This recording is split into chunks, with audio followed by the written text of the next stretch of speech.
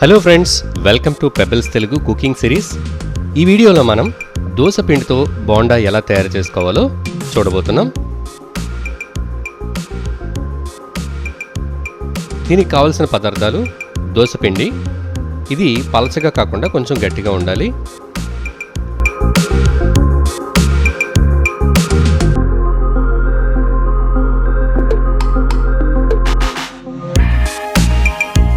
అలాగే ఈ దోస పిండితో పాటు మనకి ఒక పెద్ద ఉల్లిపాయను కట్ చేసుకోవాలి, కొద్దిగా కొత్తిమీర, కొంచెం కరివేపాకు, 2 పచ్చిమిరపకాయలను చిన్న చిన్నగా కట్ చేసుకోవాలి.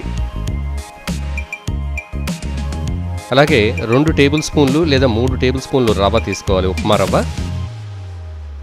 అలాగే 2 టేబుల్ స్పూన్లు శనగపిండి, 1/2 స్పూను కారం తీసుకోవాలి. కొద్దిగా ఇంగువ కూడా అవసరం అవుతుంది. దోస పిండిలో ముందుగా మనం రవ్వ వేసుకోవాలి. రవ్వ వేసి బాగా కలపాలి. ఇందులో ఇప్పుడు శనగపిండి, కారం ఇవి కూడా వేసి కలుపుకుందాం.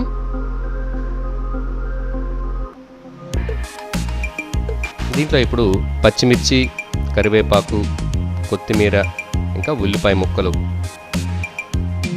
ఇవన్నీ కూడా వేసి బాగా కలుపుకోవాలి. ఇప్పుడు కొద్దిగా ఉప్పు యాడ్ చేసుకుందాం. దోస పిండిలో ఆల్రెడీ ఉప్పు ఉంటుంది కాబట్టి కేవలం మనం యాడ్ చేసిన రవ్వ, శనగపిండికి సరిపడా ఉప్పు యాడ్ చేసుకుందాం. కొద్దిగా ఇంగువ కూడా కలుపుకుందాం.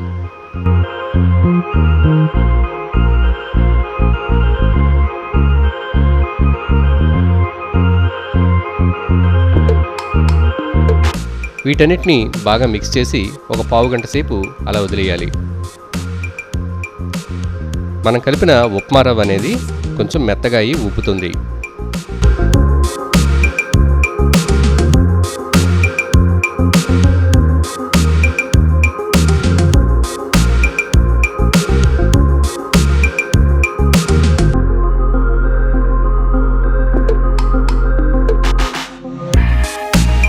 ఒకసారి ఈ పిండిని బాగా కలుపుకొని కొద్ది కొద్దిగా చేతిలోకి తీసుకుని ఇలా ఆయిల్లో డీప్ ఫ్రై చేసుకోవాలి. చూడండి, ఈ సైజులో తీసుకుని ఆయిల్ వేడెక్కిన తర్వాత అందులో వేసి డీప్ ఫ్రై చేయాలి.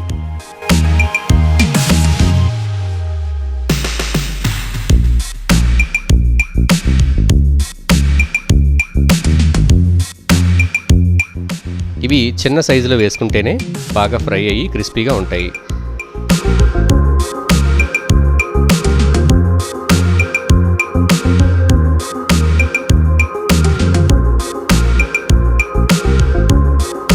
గోల్డెన్ బ్రౌన్ కలర్ వచ్చేదాకా వీటిని వేయించుకోవాలి.